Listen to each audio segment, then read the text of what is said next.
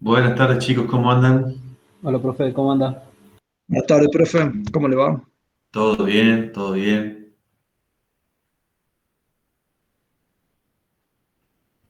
Bueno, no sé si quieren que esperemos un ratito o en general son poquitos. Podemos esperar un par de minutos si quieren. ¿Cómo le fue en el examen? Pésimo. Eh, Todavía no están las notas, no sé, vamos a ver ahí qué sale. Bueno, sí, no, todavía no Puede que están las haya notas. Yo... estado bien o muy, muy mal. No, bueno, tendrían que saber si vienen muy mal, si Yo no estamos en con, problema. yo con el método de la fuerza me fue pésimo. Ah. Yo estoy corrigiendo el método de la rigidez. Los dos problemas del método de la rigidez, o sea, el problema del método de la rigidez los armé yo, los emparrillados. Este, y yo estuve corrigiendo y en general están bien, pero bueno, hay que ver después cada caso particular, pero en términos generales he corregido buenos exámenes, digamos. Hay algunos que sí que, como dicen ustedes, hay algunos muy buenos y otros que son muy malos, pero bueno, hay que esperar. Bueno, si les parece, vamos a Y, comenzar la profe, ¿para clase. cuándo, Sí.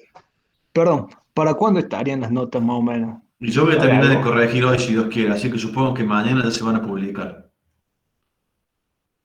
Perfecto, profe. Gracias. Bueno. Entonces vamos a dar comienzo a esta clase práctica de dinámica. Voy a poner a grabar.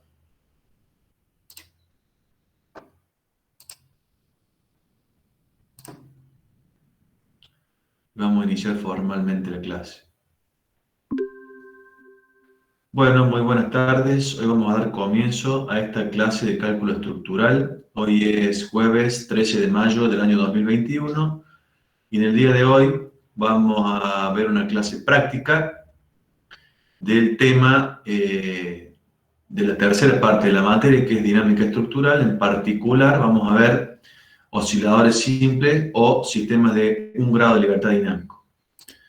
Les voy a compartir la pantalla para mostrarles la presentación que les preparé para hoy.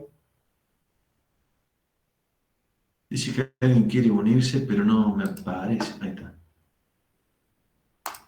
Claro, porque yo configuré, o a lo mejor puede ser que estén intentando ingresar con una cuenta que no sea la institucional, digamos, por eso probablemente no puedan entrar.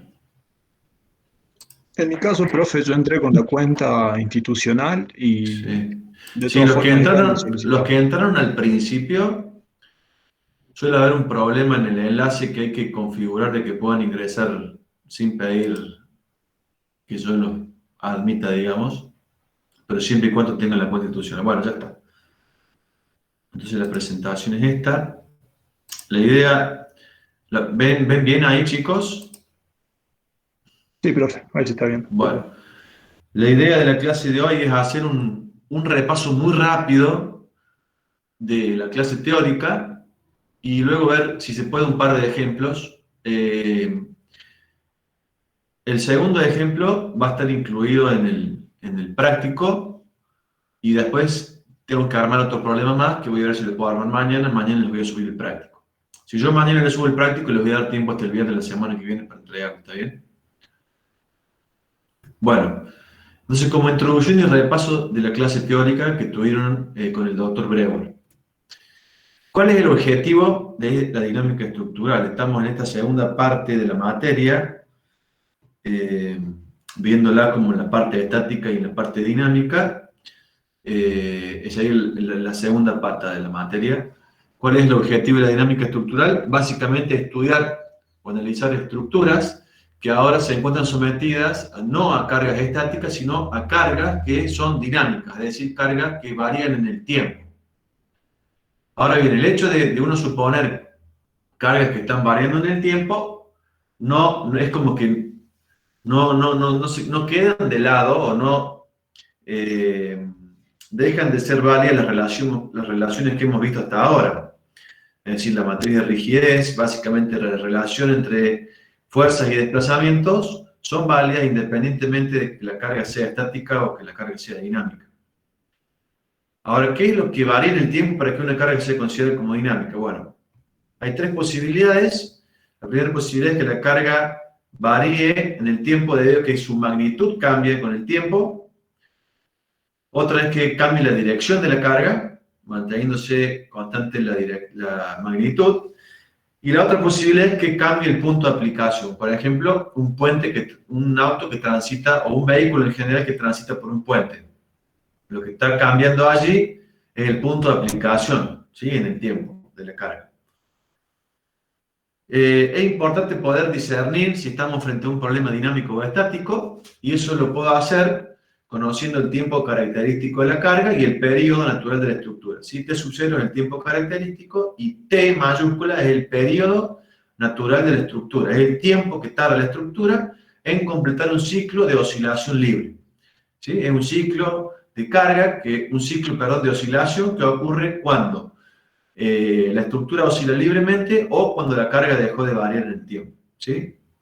Entonces, si el cociente entre el tiempo característico y el periodo natural es menor o igual que 1, estamos frente a un problema dinámico. Mientras que si T sub 0, tiempo característico, sobre el tiempo característico es mucho mayor que 1, estamos frente a un problema estático. ¿Sí? Esto lo vamos a tratar de pasar rápido.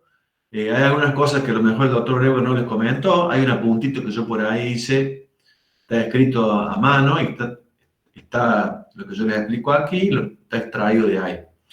¿Qué se conoce como qué es el modelo analítico mecánico? Bueno, a partir de una estructura que yo quiero analizar su comportamiento dinámico, porque va a estar sometido a una carga que varía en el tiempo, como puede ser, por ejemplo, un motor eléctrico que tiene un desbalance, y entonces genera una carga armónica sobre la estructura, puede ser una carga, por ejemplo, debido a un sismo, a un terremoto, o puede ser una estructura que esté inmersa en algún lugar donde existen grandes vientos, fuertes vientos, ráfagas, ¿sí? Son cargas variables en el tiempo también.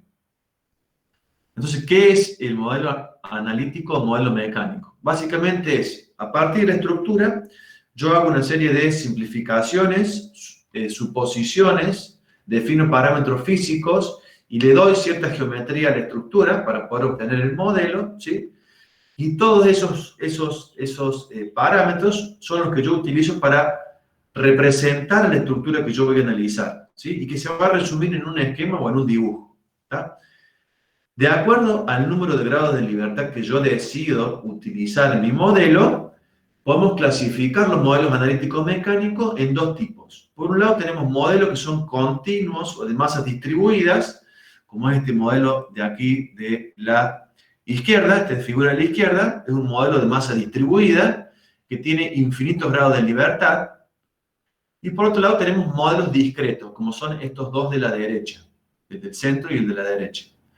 Modelos discretos o de masas concentradas, que tienen un número finito de grados de libertad.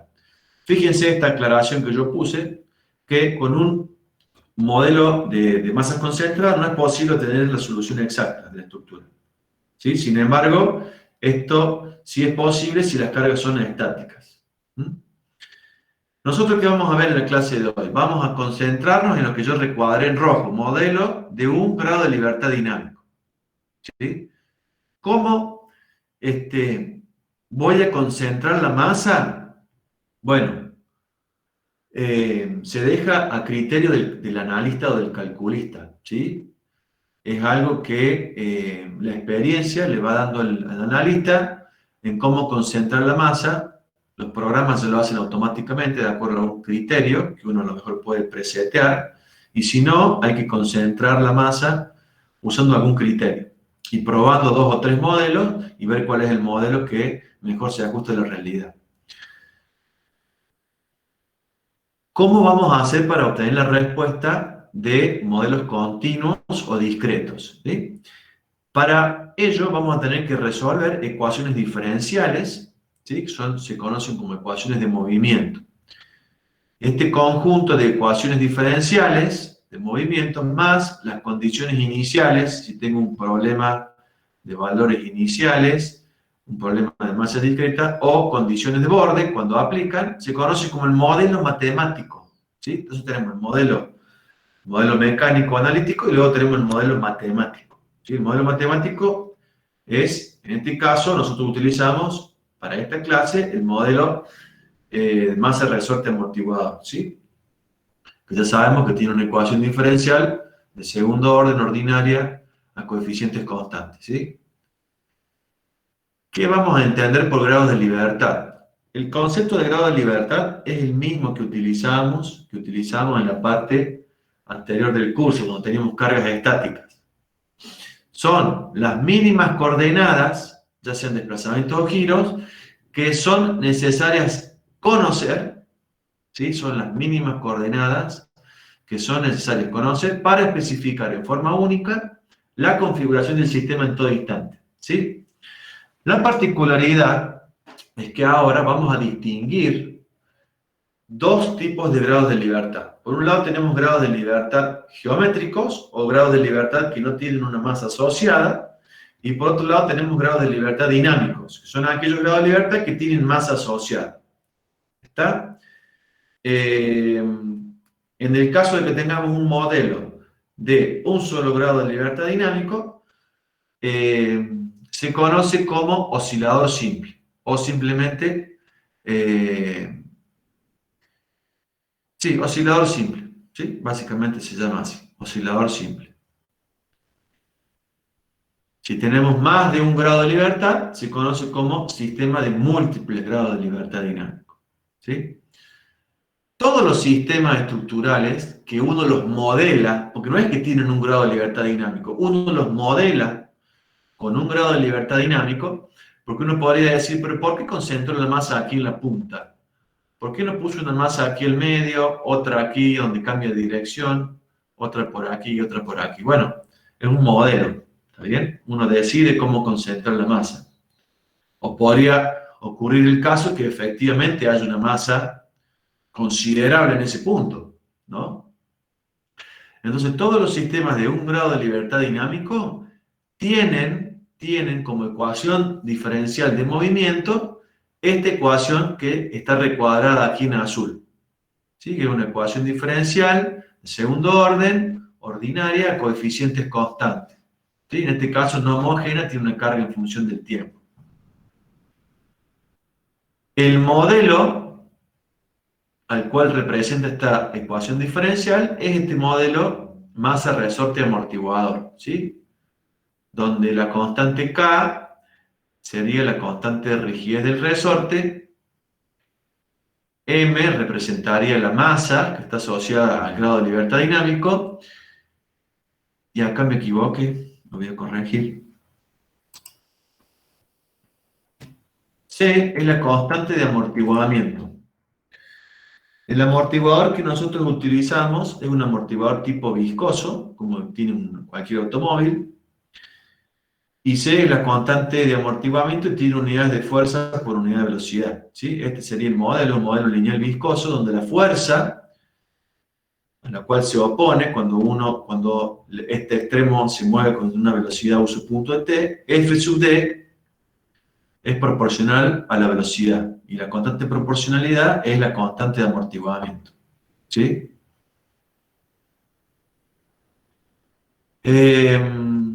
Entonces, por un lado tenemos que, dada una estructura, cualesquiera de estas que yo les he mostrado acá, es por un lado reemplazar a las propiedades elásticas de la estructura por un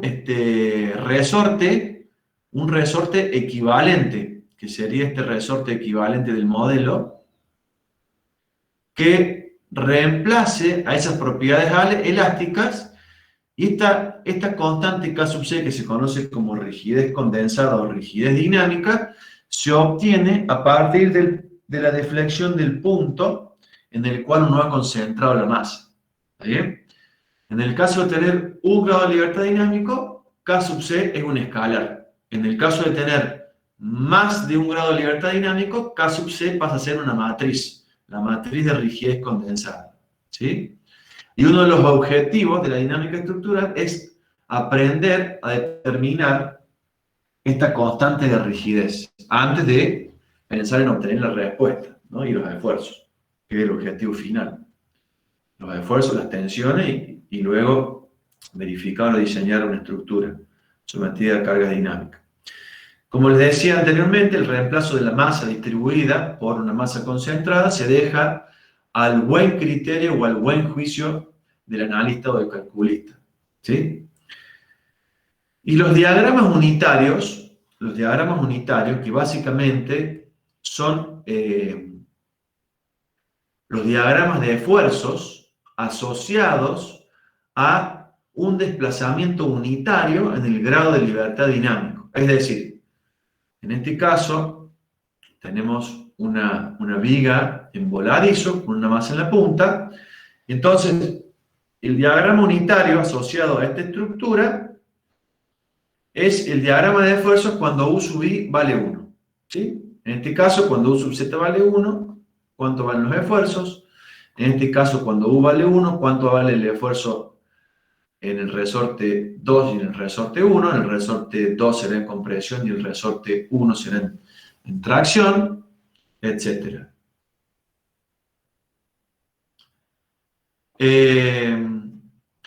¿Cuáles son las distintas formas que ustedes vieron en el teórico de obtener la rigidez dinámica o condensada?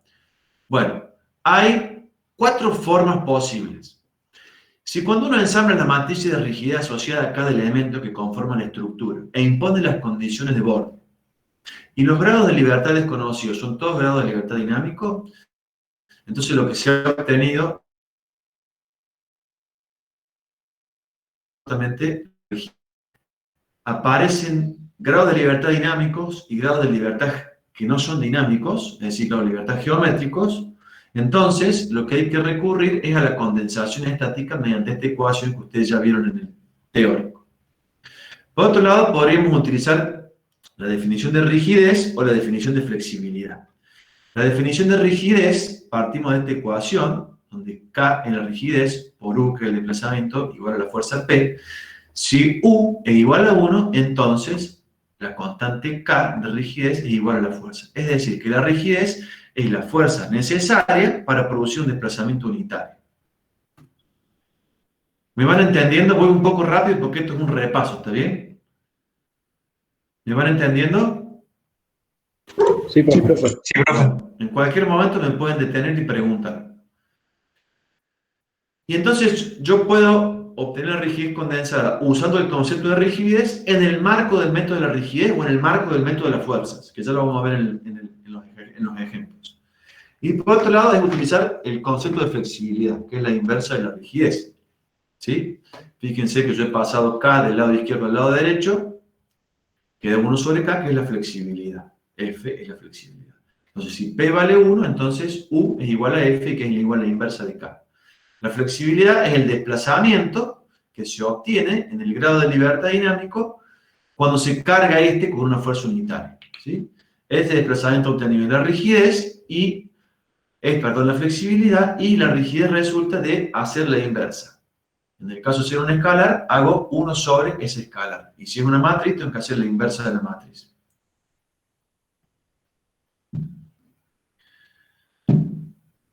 Luego, la solución de la ecuación diferencial, ustedes vieron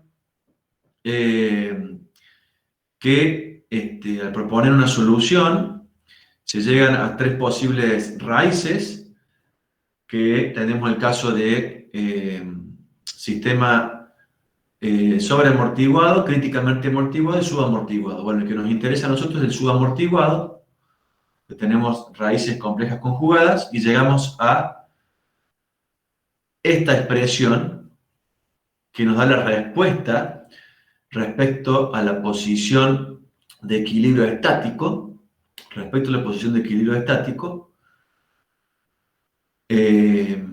Esta sería la expresión matemática que nos da la respuesta. ¿Sí? Podemos ver que es una oscilación en el caso de que el sistema presente amortiguamiento, como todos los sistemas de la naturaleza lo presentan, es una oscilación armónica amortiguada, ya que está precedida por esta exponencial negativa.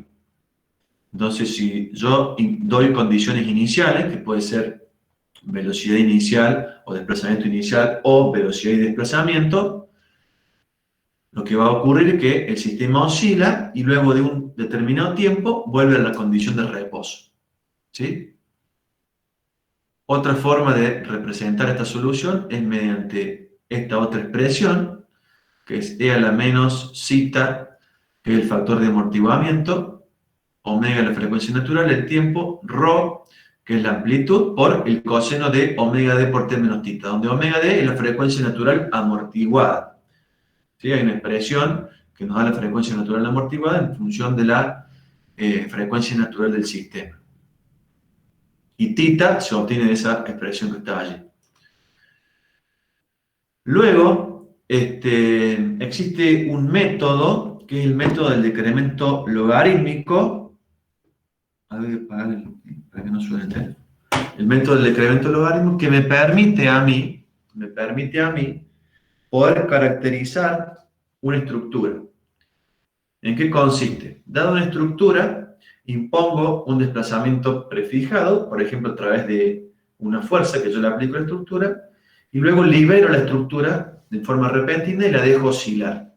Y registro, mediante un acelerómetro o algún instrumento, la oscilación que sufre la estructura.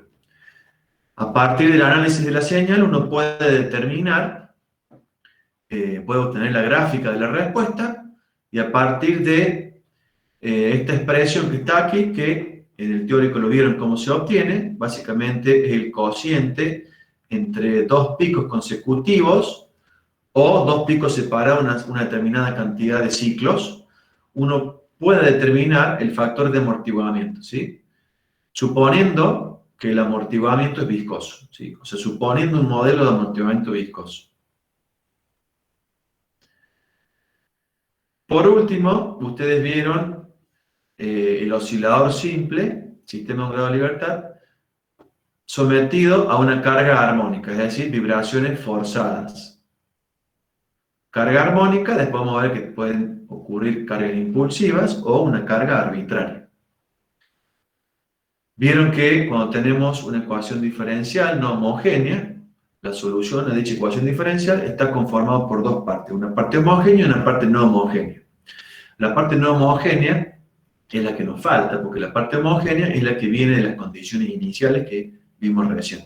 A lo que hay que sumar la respuesta particular que se llama, ¿sí? Se propone una solución, el método de los coeficientes indeterminados, y se propone como solución particular de la ecuación diferencial el término no homogéneo y sus derivadas no repetidas, o sea, todas las derivadas que sean distintas, y no repetidas. Y se hace una combinación lineal, x es C1 por el seno de omega t más C2 por el coseno de omega t. No hay un C3 por el seno de omega t porque ya está incluido acá en C1, ¿está bien? Y luego se reemplaza la particular en la ecuación diferencial y se determina cuánto vale C1 y cuánto vale C2. Se define beta como el cociente entre la frecuencia de la excitación omega mayúscula y la frecuencia natural del sistema. Y esta es la respuesta total de la estructura. Esta es la parte a las condiciones iniciales, digamos a la parte homogénea, y esta es la parte no homogénea, ¿sí? Para simplificar la expresión anterior, la parte no homogénea, digamos la solución particular, se puede escribir de esta forma que está acá, que es ρ por el seno de omega t menos θ. ¿Sí? Donde A y B se obtienen a partir de las condiciones iniciales. Se reemplaza en esta ecuación las condiciones iniciales, como ya vamos a ver, y se calcula cuánto vale A y cuánto vale B. ¿Sí? A y B se calculan imponiendo las condiciones iniciales en la resolución total de la ecuación diferencial, la suma de la homogénea más la particular. Y luego aparece este coeficiente gamma, que es esta expresión que está acá, que aparece en la expresión del ρ, que es la amplitud de la respuesta, la solución en régimen, porque esta solución tiene dos partes. Una parte transitoria, que es esta que está acá, que por estar multiplicada por una exponencial negativa, en el tiempo va a desaparecer y va a perdurar o permanecer la respuesta en régimen, ¿sí? Que es esta que está acá. Entonces, la respuesta en régimen, escrita de esta forma, tiene ρ, que es la amplitud, que es la respuesta estática, P0 sobre Kc, multiplicado por este factor gamma, que es el factor de amplificación dinámica. Este factor de amplificación dinámica se puede graficar para distintas razones de amortiguamiento y distintos valores de este cociente beta. ¿Sí? Este parámetro beta, que es el cociente entre las frecuencias. El máximo, para distintos valores del amortiguamiento, se da para valores de beta próximos a 1, pero un poquito inferior a 1. ¿Ven? Que los máximos sean a la izquierda. ¿Sí? Y entonces de esta forma se puede obtener el valor de resonancia y el gamma máximo, el factor de amplificación dinámico máximo, para un valor dado de cita. Bueno, habiendo visto todo esto, vamos a ver un ejemplo concreto. Entonces, vamos a leer el enunciado. Dice así. Para la estructura mostrada en la figura 1, que es básicamente una viga que está no está en voladizo, sino que tiene como apoyo un apoyo deslizante a la izquierda y tiene un resorte a la mitad de la luz. ¿Sí? A la mitad entre el apoyo el empotramiento deslizante y la masa, tenemos un resorte de constante K sub R.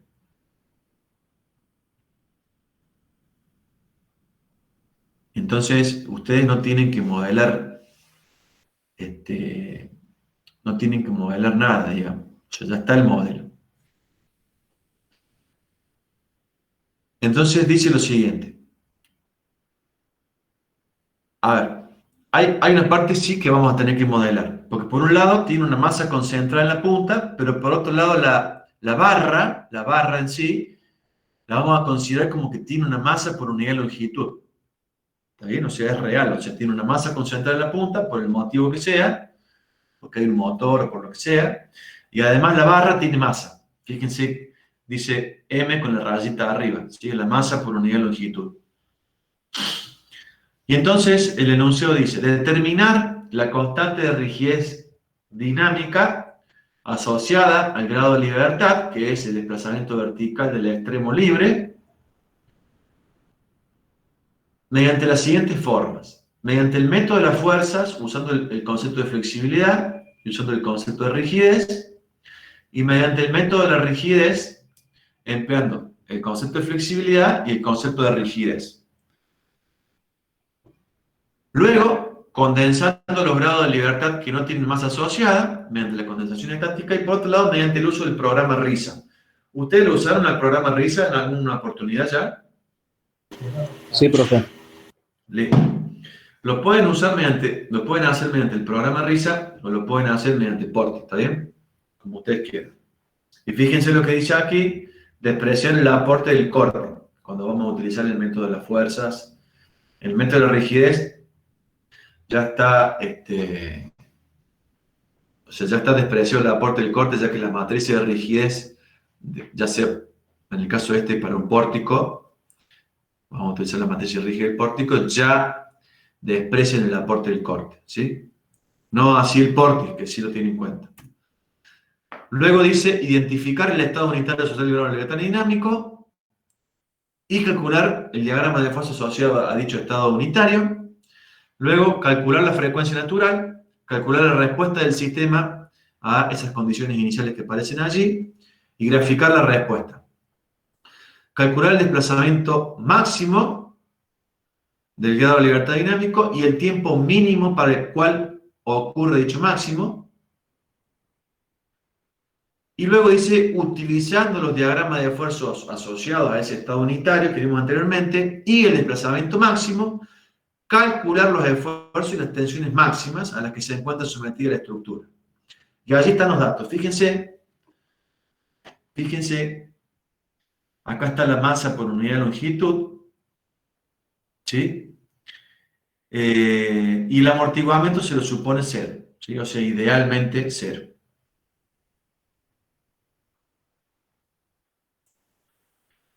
Entonces, lo primero que vamos a hacer es, mediante el método de la fuerza, a través del concepto de flexibilidad. Entonces, lo recordamos el concepto de flexibilidad, decimos que U igual a F por P, donde F era la flexibilidad.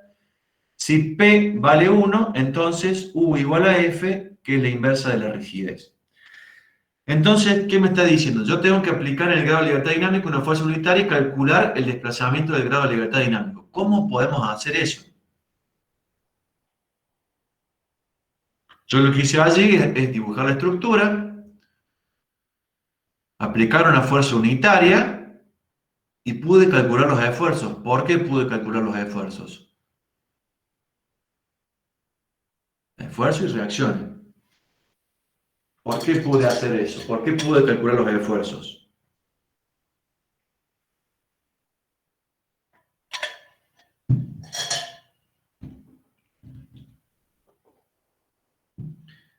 Lo pude hacer porque la estructura es isostática. ¿Y cómo puedo hacer para calcular los esfuerzos en una estructura isostática? Los esfuerzos no, los desplazamientos. ¿Cómo hago para obtener un desplazamiento en una estructura que es isostática?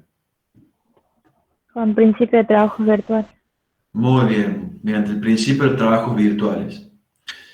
Entonces, ¿qué tenía que hacer? Armarme un estado auxiliar. Acá está, que es el mismo que el estado real. Y a través del principio de trabajos virtuales puedo calcular cuánto vale el desplazamiento. Entonces, aquí está hecha la cuenta. Entonces tendríamos 1 newton por el desplazamiento que yo busco igual al trabajo virtual interno. Ahí están hechas las cuentas. Hay que tener en cuenta que hay que sumar el trabajo del resorte, es 1 por el desplazamiento, que es 1 sobre K, y aquí está. Se hacen las cuentas y lo que obtuvimos es la flexibilidad de la estructura para el grado de libertad dinámico. Entonces, hacemos las inversas, en este caso, como yo le dije que es un escalar, hago 1, divido el desplazamiento y obtengo esta rigidez en Newton. Acá está mal.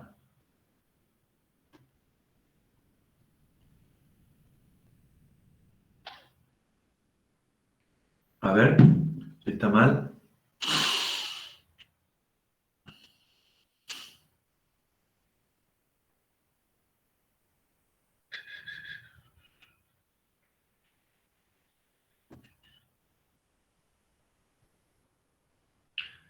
No, está bien. Está bien porque tengo Newton del otro lado, se me quedaría en milímetros. Bueno, o sea, sería tantos milímetros por cada Newton. Entonces, al hacer la inversa, obtengo la rigidez, que son tantos Newton por milímetro. ¿Está bien? Bueno, entonces, el próximo paso es, de nuevo por el método de las fuerzas, pero utilizando el concepto de rigidez, que lo vamos a repasar y decimos que K por U es igual a P, entonces si impongo un desplazamiento unitario, entonces la rigidez asociada a ese grado de libertad va a ser igual a la fuerza que tengo que poner allí para lograr ese desplazamiento unitario. ¿Qué sucede acá? Cuando yo tengo una estructura isostática e impongo un desplazamiento, me va a aumentar un apoyo, vamos a agregar un apoyo adicional. En consecuencia, me va a hacer la estructura que sea hiperestática. ¿Está? Porque tengo, fíjense, una reacción aquí, dos reacciones aquí y una reacción aquí, son 4, menos 3 ecuaciones de equilibrio, el grado de hiperestaticidad es 1. Recordamos siempre que se recomienda cortar donde está el desplazamiento prefijado y mediante el método de las fuerzas, estado 0, estado 1, calculamos el delta 1, 0, el delta 1, 1. Aquí yo repetí para poder calcular los deltas. Podemos plantear la ecuación de compatibilidad y despejar por la incógnita hiperestática. Y entonces la incógnita hiperestática ya es directamente la rigidez que estamos buscando. ¿Me van siguiendo hasta acá? Sí, profe. Sí, profe. Bueno. A ver cuántos hay. A ver. Somos 20. Bueno.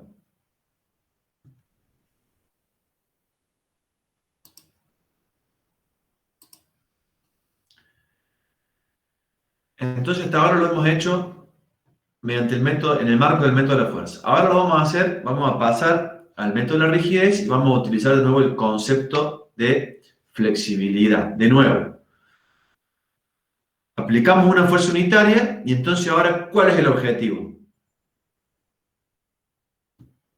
En el marco del método de la rigidez, ¿qué debería hacer?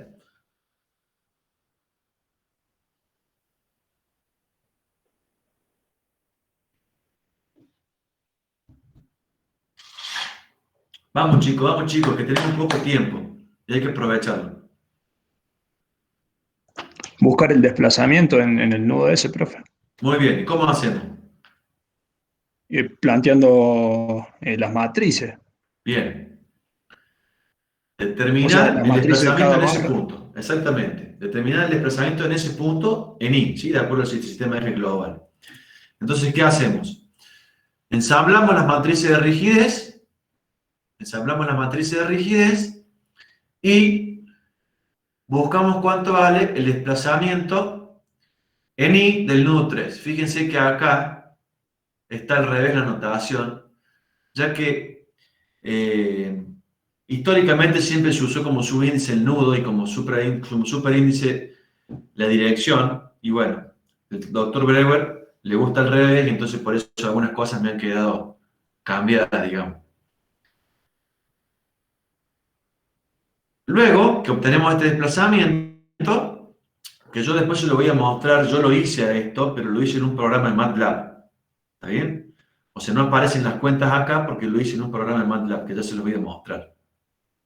Luego hacemos uno sobre ese desplazamiento y obtenemos la rigidez. Bien, vamos a ver ahora si se dan cuenta, seguimos estando en el método de la rigidez usando el concepto de rigidez ahora. ¿Cuál es el objetivo? Imponemos un desplazamiento unitario y ¿cuál va a ser el objetivo ahora? Para llegar a determinar la rigidez.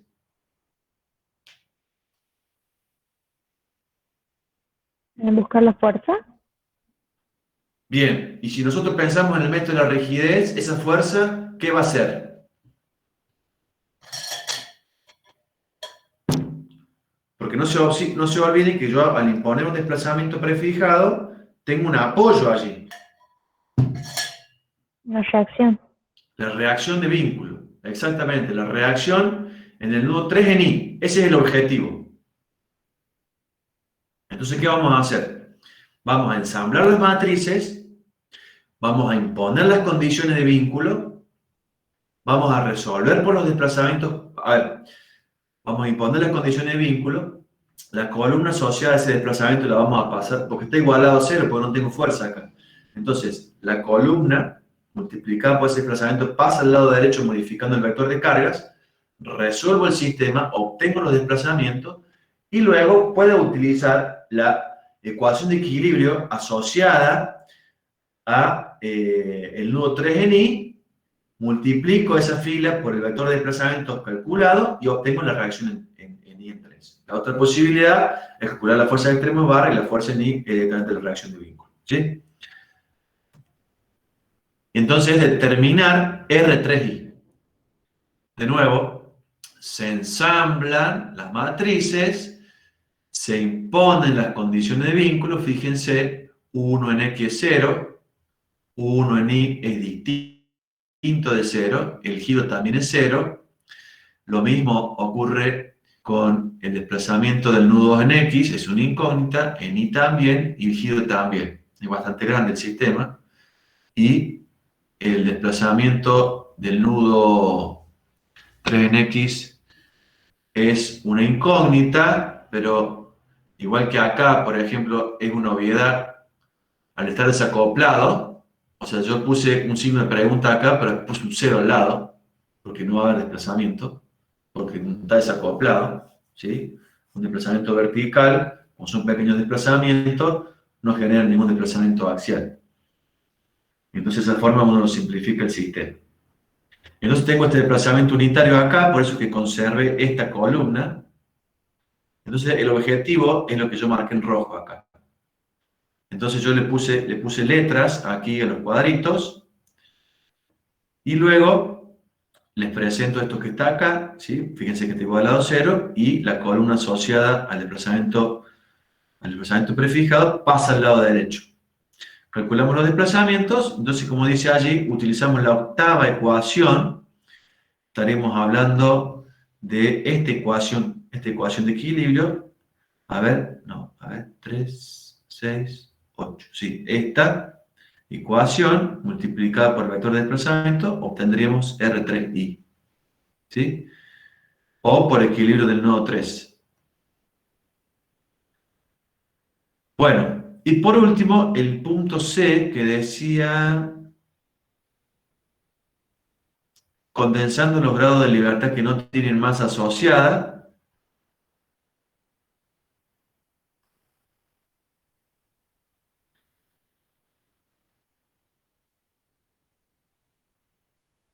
entonces, ¿qué hay que hacer? Se arma la materia de rigidez estructura, se imponen las condiciones de vínculo y tenemos que reordenar filas y columnas de tal manera que el sistema quede de la siguiente forma.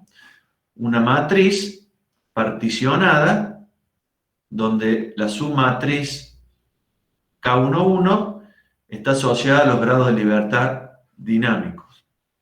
Luego tendríamos K12, K21 y K22, ¿sí? Donde la partición la hacemos hasta donde está el último grado de libertad dinámico. En nuestro caso, el único grado de libertad dinámico es U3i. ¿Está?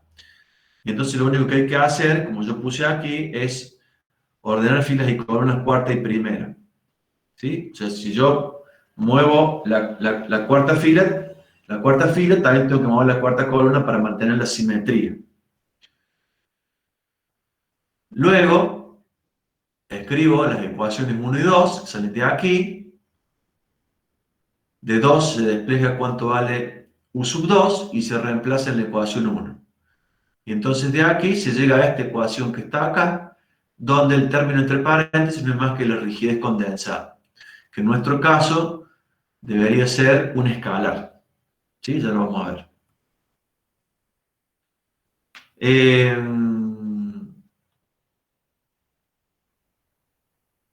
El inciso 2, vamos a ver para atrás.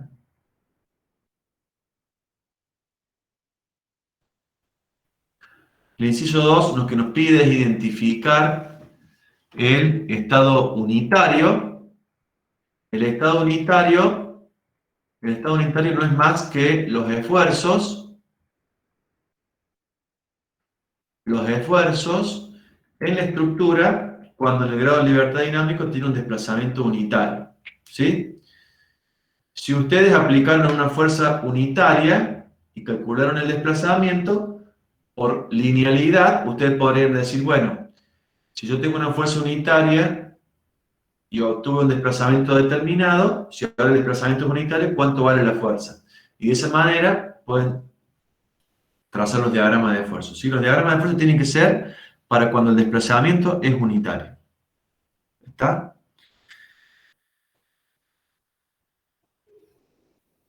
¿Para qué es importante conocer el estado unitario? Básicamente para poder determinar, luego de haber resuelto el sistema de ecuaciones diferenciales, o en este caso la ecuación diferencial asociada al grado de libertad, es poder determinar los esfuerzos en función del tiempo.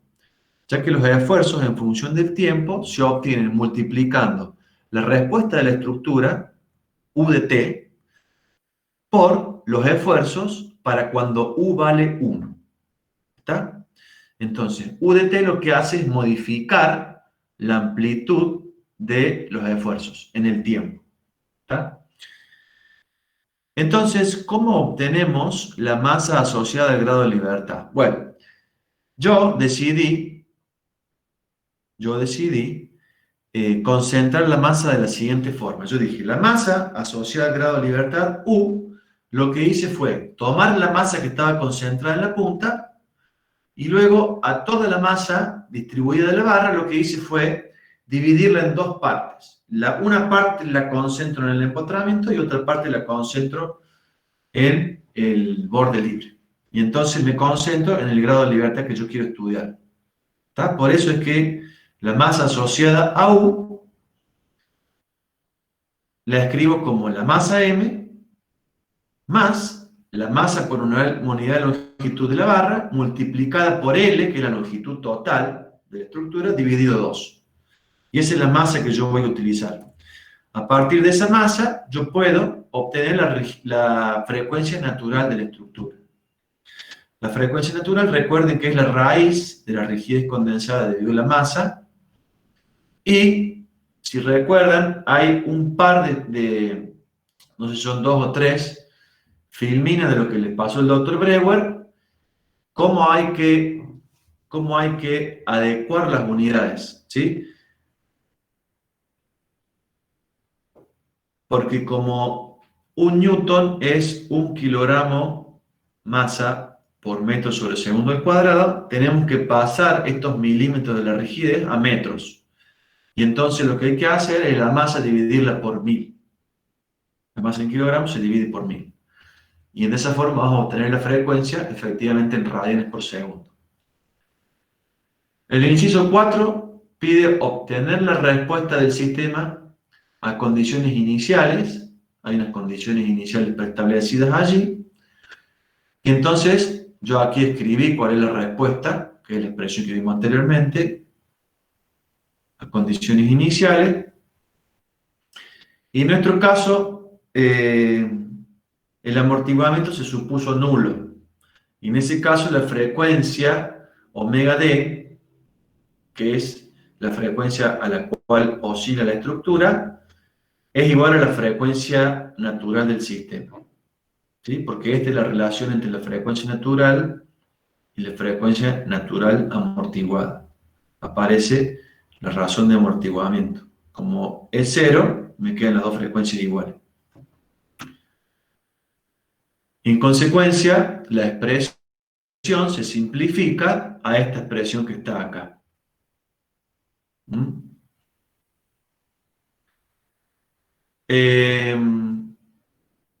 Yo les voy a mostrar un par de cosas que yo hice y que ustedes pueden hacer para obtener la respuesta. Lo que yo hice aquí es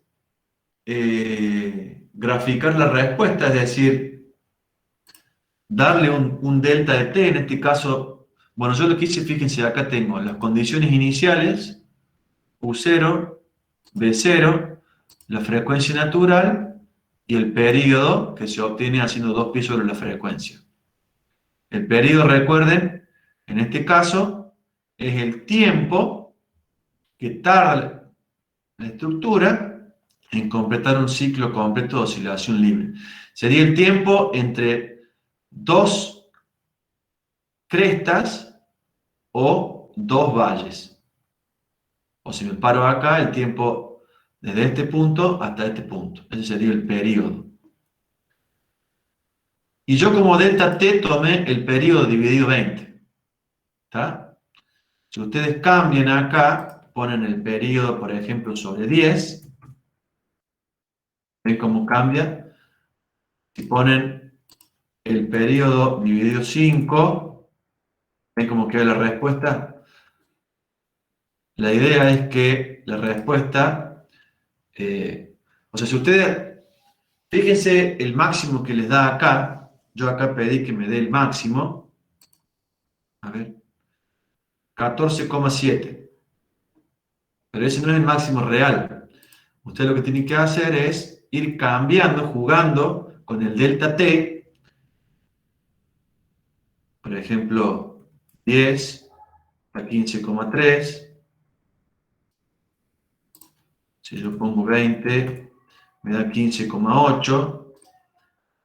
Si pongo 30, 15,8. mucho. Sé que habría que ver para abajo de 20, pero bueno, yo le puse el periodo dividido en 20 partes, que son los puntitos rojos que están allí, y entonces le pedí que me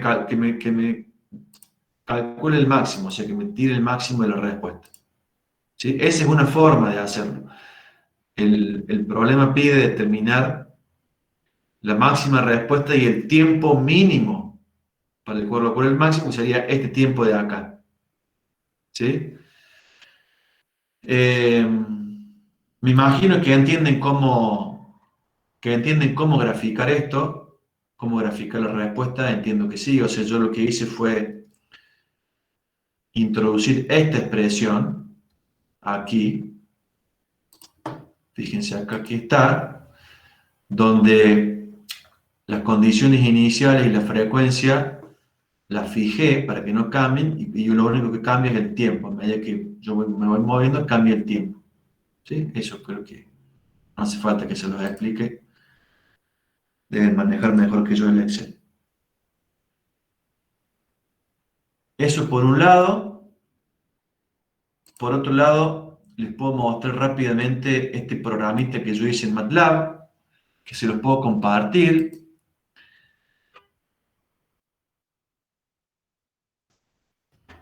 Entonces fíjense que el programa lo que hace es calcular. Vamos a tratar de ampliar un poco acá.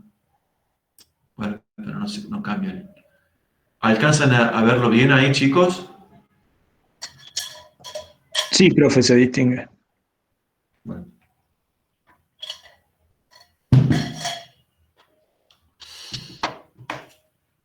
A lo mejor puedo hacer tiki. A ver. No me deja. Bueno, y quise hacer zoom, pero no me deja. Bueno. Calculo la rigidez condensada usando el concepto de flexibilidad en el marco del método de la rigidez, ¿sí? No vamos a entrar en tanto detalle. Acá está la definición de todos los datos del problema. Aquí están los coeficientes asociados a la matriz de rigidez del pórtico.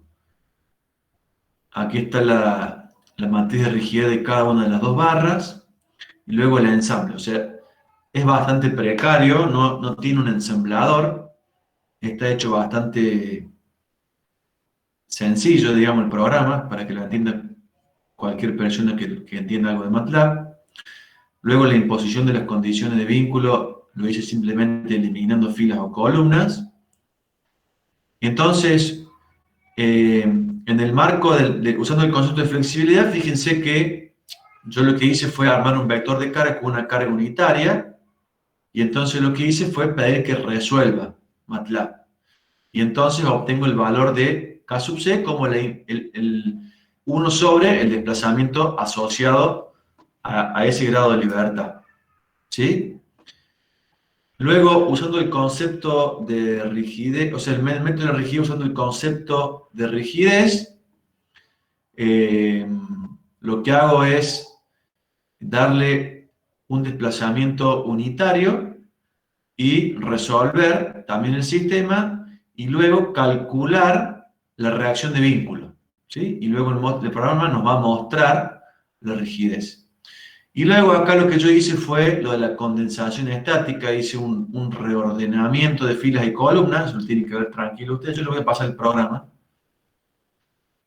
Y luego aplicando la expresión que vimos anteriormente, ¿sí? Que era K11 menos K12 por K2 a la menos 1, la inversa, por K21, ¿sí? Y de nuevo muestra la A. Y luego lo que hace el programa es obtener la respuesta del sistema y animarla. Vamos a hacer el programa que corra hasta acá. Allí están los valores de la rigidez, acá los muestra, ¿sí? Para los distintos incisos, el mismo valor. Y ahora yo les voy a mostrar lo que puede hacer este programita. Y lo bueno de este programa, lo lindo, es que fíjense que yo aquí le puse amortiguamiento cero, razón de amortiguamiento viscoso cero. Ustedes pueden cambiar siempre y cuando que sea la misma estructura, porque obviamente el ensamble es para la misma estructura además, y para las condiciones de vínculo con el resorte. O sea, para esta estructura, este programa es exclusivo para esta estructura, no es para cualquier estructura. Pueden cambiar los parámetros, cambiar la velocidad inicial, la carga, la frecuencia de la carga, lo que ustedes quieran, y jugar con el programa. Bueno, entonces el programa se había parado por ahí y vamos a continuar. Y ahí está la respuesta de la viga. En rosita se muestra el resorte. Y fíjense acá, en el lado izquierdo, cómo sube y baja. Del lado izquierdo se muestra la respuesta física, que está exagerada, pero es por una cuestión de escala. Acá son 2 metros y acá tengo 15 milímetros. Y del lado derecho es la respuesta en función del tiempo.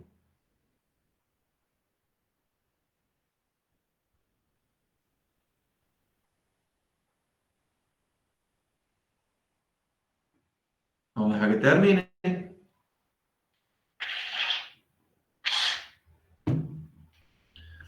¿Cómo hice para hacer esto? Bueno, lo que yo hice fue, vieron que cuando usamos la condensación estática, condensamos los grados de libertad que no son dinámicos, lo que le llamamos U2, el vector U2. Bueno, lo que yo tengo que hacer en cada instante de tiempo es recuperar esos grados de libertad geométricos. ¿Sí? Y con esos grados de libertad geométricos y con las funciones de forma que se utilizaron para obtener la matriz de rigidez del pórtico, es graficar la respuesta instante a instante y mostrarla. Es un plot encima de otro, tac, tac, tac, tac. Y esto lo que lo está mostrando es la respuesta del sistema en el tiempo para una carga armónica. Y en este caso no hay amortiguamiento y se eligió a beta, el cociente entre la frecuencia, que sea igual a 2. Ya vamos a ver qué significa beta igual a 2. Ya vamos a ver, ya se lo voy a mostrar. Bueno, ¿qué observan de la respuesta? A ver. Que están desfasados en un periodo de 90, profe. Más de 90. Están a 100. contrafase. A 180 grados están desfasados. ¿Se dan cuenta? Cuando uno tiene un mínimo, el otro tiene un máximo. Están 180 grados desfasados. La carga respecto a la respuesta. La respuesta es el punto verde y la carga es el punto rojo. ¿Y eso a qué se debe, profe? Bueno, ya vamos a ver. Bueno, esto sigue así, nos vamos a aburrir. Lo vamos a cortar. Vamos a cortar el programa. Ahí está. Fíjense, por acá. Acá está. Yo elegí beta igual a 2. Beta. ¿Qué era beta? El cociente entre las frecuencias, ¿se acuerdan? Sí, profe. Vamos por acá, tiqui, tiqui, tiqui, tiqui, tiqui, tiqui, tiqui. Acá está. Miren qué pasa acá.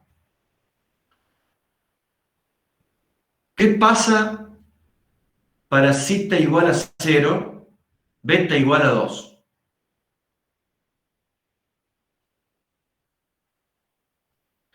Ustedes no ven acá, ustedes no ven, pero zeta igual a 0, así se lo voy a mostrar, miren. Hace así el gráfico acá. Viene horizontal acá, pega un salto para arriba y se va para allá.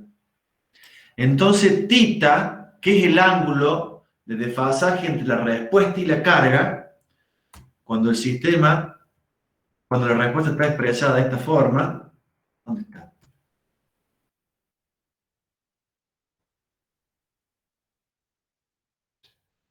Acá, esta forma que está acá, ¿ven?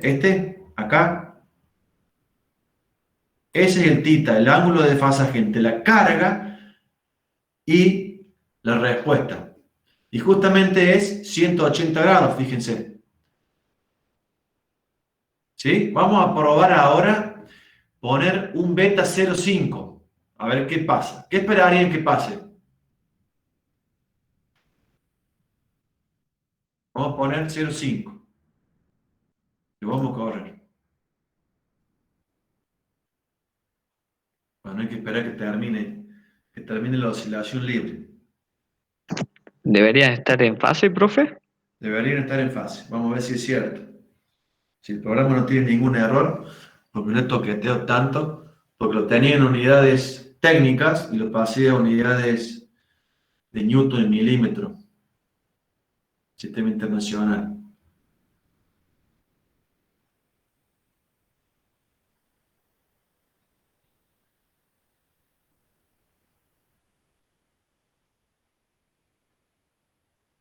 Y así ustedes se podrían dibujar cualquier estructura y animarla. Ay, la batería.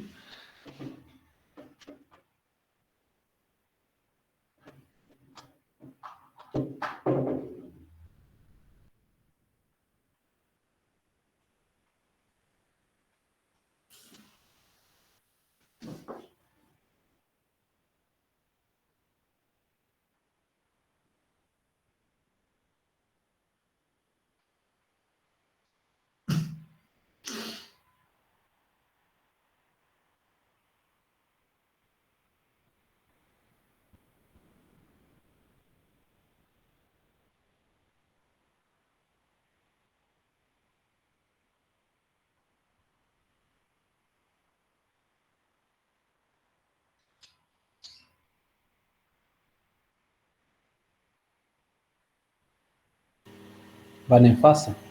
Van en fase. Después, otra cosa que se podría hacer es ponerle amortiguamiento. ¿Quieren que probemos eso? Sí, profe. Le vamos a poner amortiguamiento.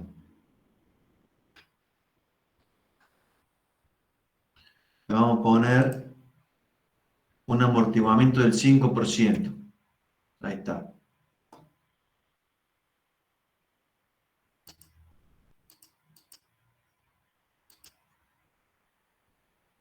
Lo vamos a correr, a ver si cortó. Ahí, a ver, a ver.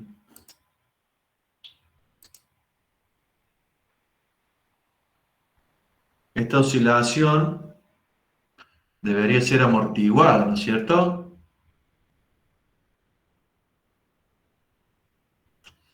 Si yo correr el programa durante un tiempo largo, ¿qué debería pasar? Y debería pasar de que la oscilación vuelva, o sea, la estructura vuelva a la condición de reposo, ¿está bien?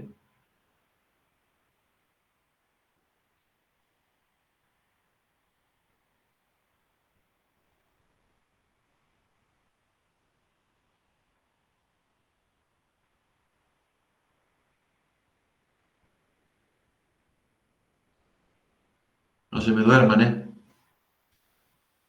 No, no, profe, acá estamos.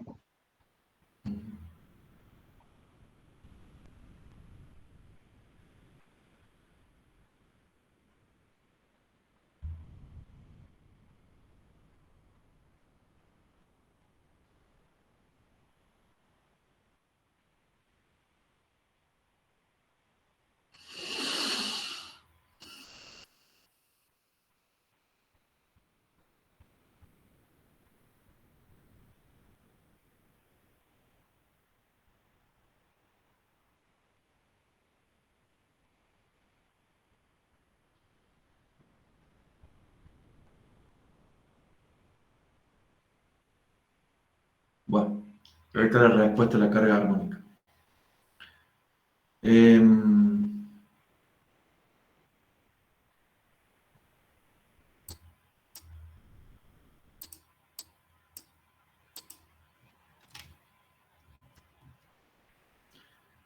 entonces,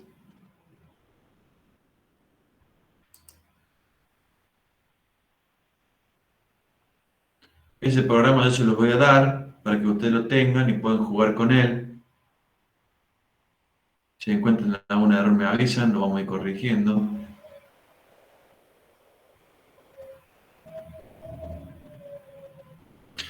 Entonces dice, obtener el tiempo mínimo de máxima respuesta y el valor de la máxima respuesta.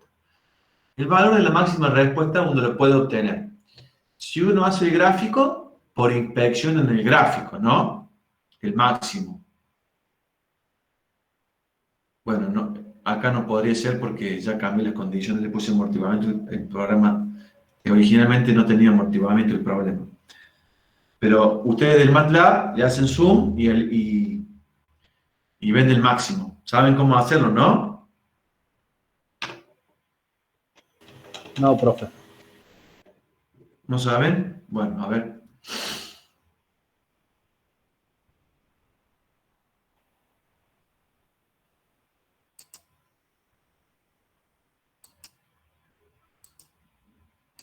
Se hace así, miren, vamos a cortar esto.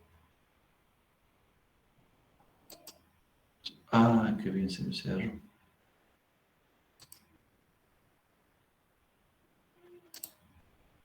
Bueno, vamos a abrir MATLAB de nuevo.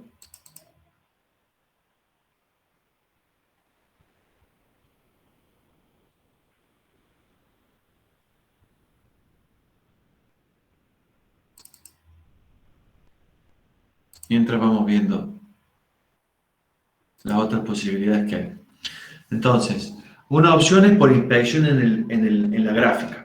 La otra posibilidad es como yo hice con el Excel, ¿sí? Dándole un delta t adecuado para que no quede triangular la curva, sino que realmente sea la suma de un seno más un coseno. Entonces uno pidiéndole el máximo, con la función max, obtendría el valor máximo. Y la otra posibilidad es hacerlo matemáticamente de esta forma. A partir de esta expresión, u de t, hacemos la derivada y le igualamos a 0. Y despejamos el tiempo. De acá, llega el tiempo y obtienen el tiempo máximo. Y da 0,217 segundos. A partir de ese tiempo, lo reemplazan en la expresión de u y van a obtener el valor máximo de la respuesta. ¿Está? Esas son las dos formas que hay, o por inspección en el gráfico o mediante derivando para obtener el máximo de una. Y obviamente, por ser una respuesta armónica, no amortiguada, sostenida en el tiempo, el máximo se da para ese tiempo, que es el mínimo, y después si a ese tiempo yo le sumo un periodo, me va a dar el mismo valor, le sumo otro periodo, y le sumo, y le sumo, y le sumo, y siempre tengo el mismo máximo. ¿Está? Por último, el último inciso decía calcular los máximos esfuerzos en la estructura bajo condiciones iniciales. Bueno, para ello tenemos que multiplicar los esfuerzos, como eso ya se los dije, asociados al estado unitario, por el desplazamiento máximo que experimenta la estructura. Con esos esfuerzos máximos calculados yo puedo determinar la tensión normal por flexión que se va a dar en el tramo. Fíjense, si nosotros volvemos a ver, si nosotros venimos acá y vemos el diagrama de estado unitario, donde se va a dar en la máxima tensión normal.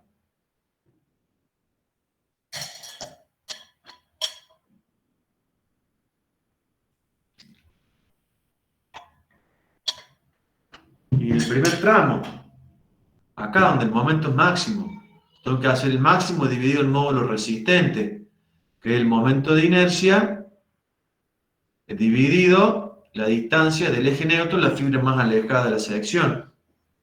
Eso ya lo saben.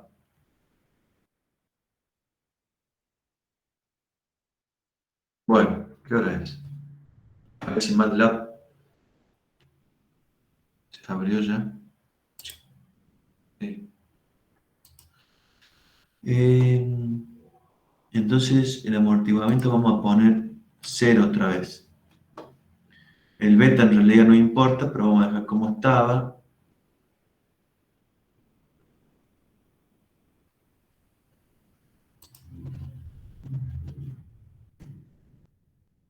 Y lo vamos a correr y lo vamos a pausar acá. Ustedes cuando ponen el puntito fíjense que se pone gris el puntito, ¿no? Si yo grabo, se pone de color rojo el puntito. Ese puntito es un puntito que le dice el programa, corre hasta acá. ¿Está? Para hacer un debugging que pare ahí. Entonces, corren.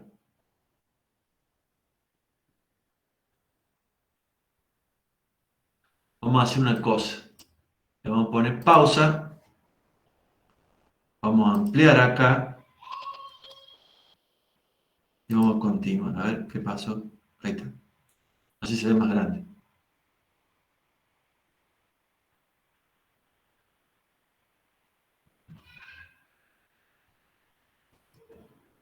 Vamos a pausar. Y ahora,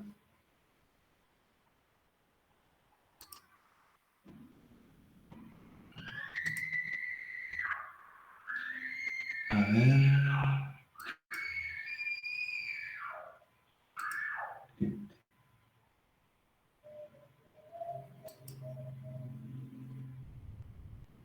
Falta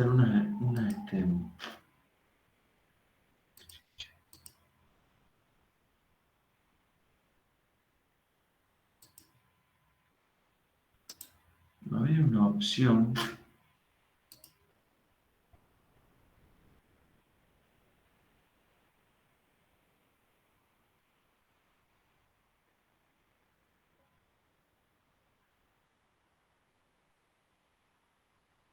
Acá.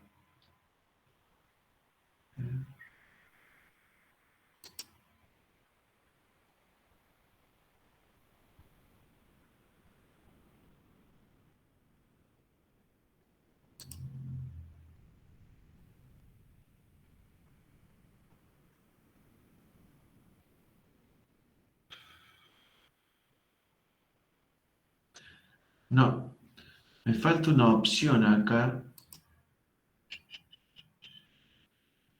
A ver, esta. No.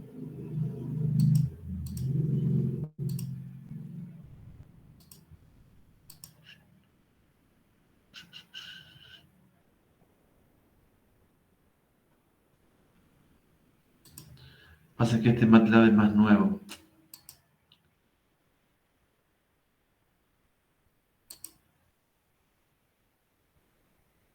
No.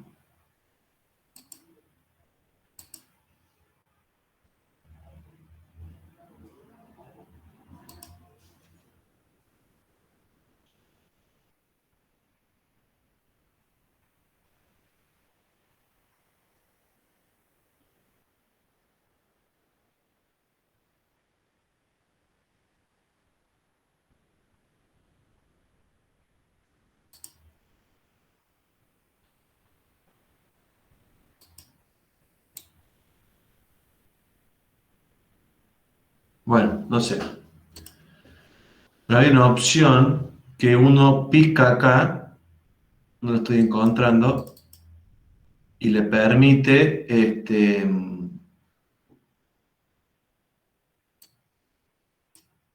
le dice el valor de la ordenada y la abscisa. Y ahora no me está dejando, no sé por qué. Bueno, ya voy a ver cuál es la opción y se los voy a mandar. En todo caso, se los mando al grupo de WhatsApp. ¿Está? Y entonces de esa forma ustedes podrían obtener el valor máximo y el tiempo para el cual ocurre el máximo. Que no me está dejando. Bueno, ya me voy a poner a... Bueno, y el ejemplo 2 que se los voy a... Son las 5, vamos a empezar a ver, y se los voy a dejar para que lo terminen de resolver ustedes. No obstante, la información que yo les voy a dejar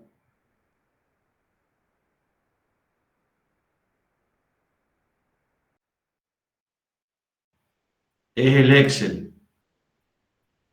A ver, este ejercicio, el ejemplo 2, básicamente el enunciado es muy similar al anterior, pide determinar la rigidez condensada asociada a la estructura, que es esta que está acá, mediante los mismos métodos que vimos anteriormente. El punto número 2 dice identificar el estado unitario asociado al grado de libertad dinámico, calcular la frecuencia natural y amortiguada, porque en este caso tenemos un amortiguamiento del 5% del crítico. Fíjense, acá cita 0,05.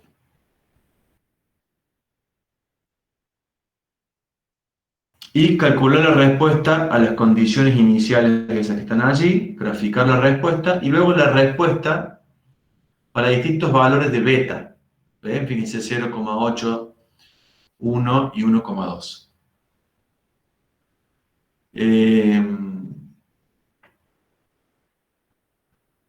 Y entonces hay una aclaración allí que dice tener en cuenta la respuesta transitoria, ¿sí? Suponiendo esas condiciones iniciales. La respuesta transitoria, por más que las condiciones iniciales sean nulas, es distinta de cero. La respuesta transitoria. ¿Sí? Y hay que sumar la respuesta transitoria más la respuesta en régimen y graficar la respuesta. Y luego dice, graficar el factor de amplificación dinámico como una función de beta, el cociente entre las frecuencias, identificar en qué zona del gráfico se encuentra cada una de las cargas indicadas en el inciso anterior. Y luego dice, para el inciso 5, considerando solamente la respuesta en régimen y teniendo en cuenta el inciso 2, el estado unitario, determinar el máximo momento flector y esfuerzo cortante en la estructura. ¿Sí?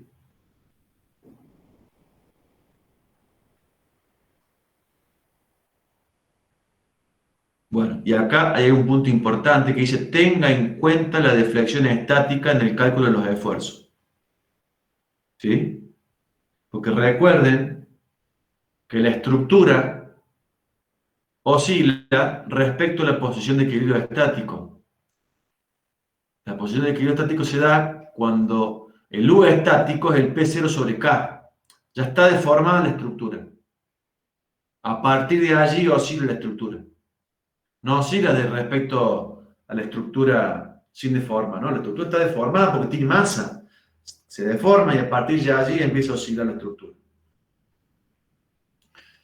Entonces es la estructura y entonces aquí yo les muestro cómo obtener la rigidez condensada mediante el método de la fuerza usando el concepto de flexibilidad. Por ser una estructura isostática, entonces conviene aplicar una fuerza unitaria y obtener el desplazamiento por trabajo virtual. Allí está la rigidez condensada, el estado unitario. ¿Qué pasa con el estado unitario? La rigidez condensada es para un desplazamiento de 8,928 por 10 a la menos 3 milímetros. Bueno, pero ustedes, el estado unitario es para cuando hay un desplazamiento unitario. Bueno, hacen una regla de 3 y calculan las reacciones para cuando el desplazamiento vale 1. Y van a tener estos valores. Y ese es el estado unitario. Luego el inciso 3, calculan la frecuencia natural amortiguada, la respuesta a las condiciones iniciales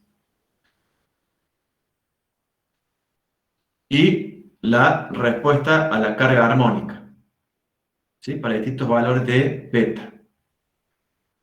Recuerden que tienen que calcular A y cuánto vale A y cuánto vale B, donde A y B es la parte transitoria. Y para resolver por A y por B, usan o estas ecuaciones que están acá, o las que les presentó el doctor Breuer. ¿Sí? Esto sería A, esto sería B. Para obtener la respuesta total.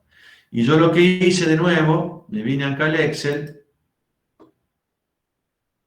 hice el Excel, acá está la estructura, y entonces grafiqué, fíjense, la respuesta a las condiciones iniciales, ¿sí? Que es una vibración amortiguada. De nuevo, si acá ustedes pusieran 2, por ejemplo, claro, tomo 2 puntos por periodo, un desastre la oscilación. Y la otra opción es tomar, no sé, 20 puntos para tener eso.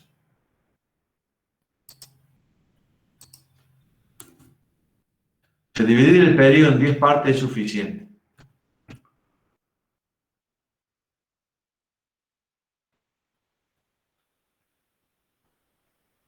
Y luego, la otra parte del problema, lo que hice para cada valor de beta es obtener la respuesta.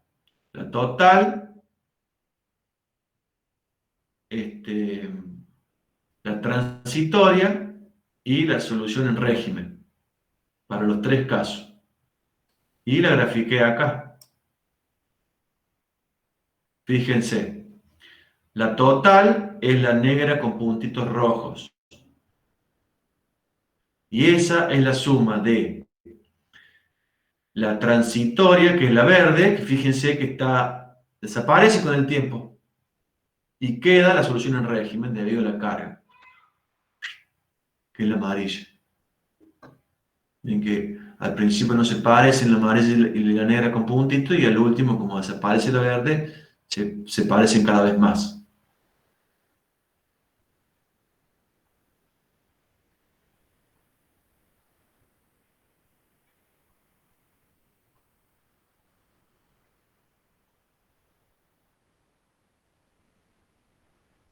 Y veis, lo importante acá es que muchas veces uno deja de lado la respuesta en régimen y se concentra en la respuesta, deja de lado la respuesta transitoria y se concentra en la respuesta en régimen, porque uno dice, bueno, la respuesta en régimen es la que perdura en el tiempo y es la que nos puede generar en la estructura efectos de fatiga, pero los máximos esfuerzos pueden ocurrir en el momento en el cual ocurre la respuesta transitoria. Fíjense, la respuesta total máxima es 31,7 y la respuesta en régimen es un poco inferior. ¿Está bien? Por eso es que hay que tenerla en cuenta la respuesta transitoria. Después, ¿qué pasa cuando cambia beta? Ahora beta vale 1. De que la respuesta parece que se amplificara y simplificara y simplificara y simplificara, pero debido al amortiguamiento está acotada la respuesta, ¿sí? Porque beta igual a 1, ¿qué está ocurriendo?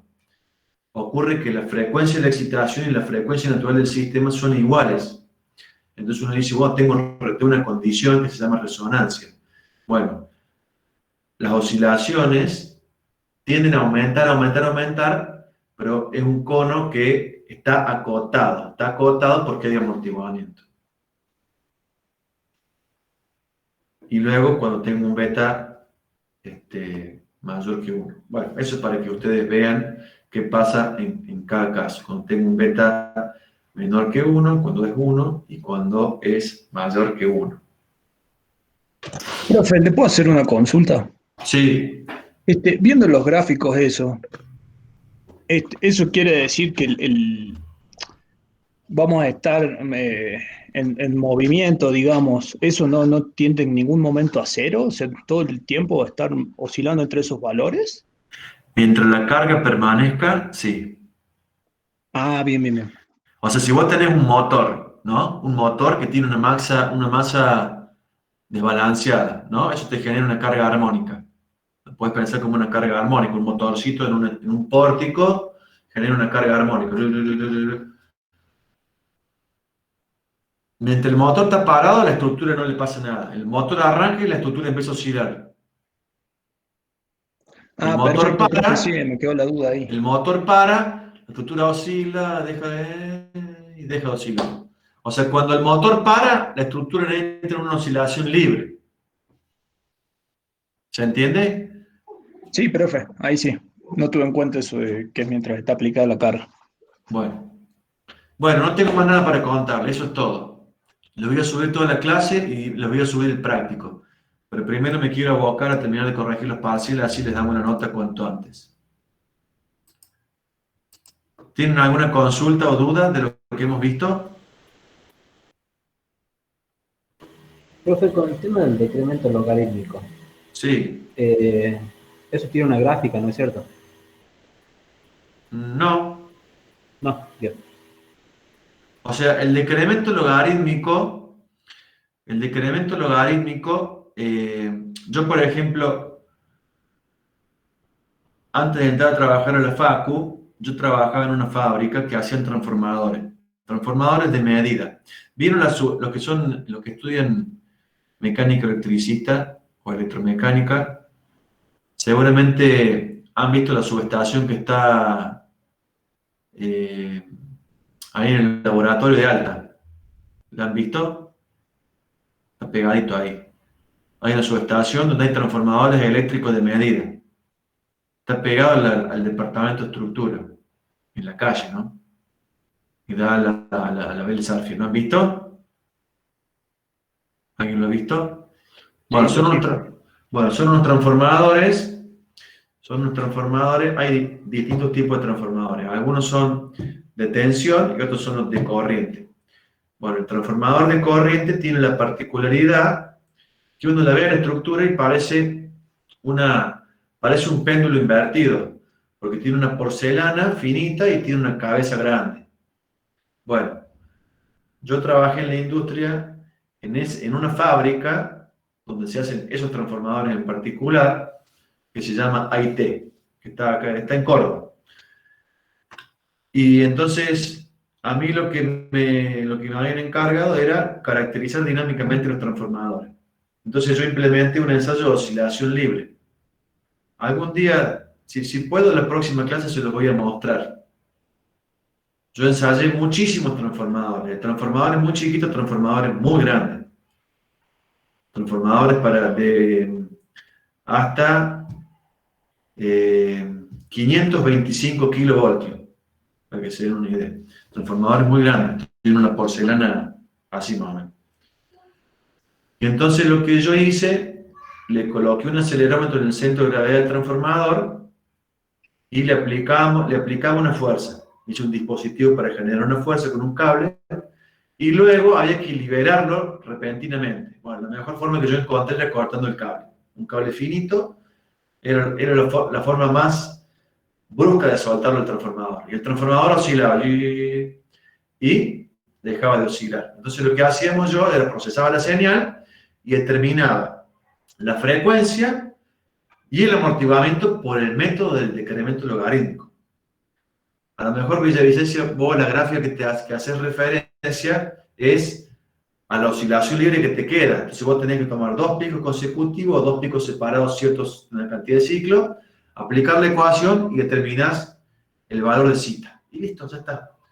Ya tenés cuánto vale la frecuencia amortiguada y cuánto vale el zeta. Ya está. Con eso vos podés después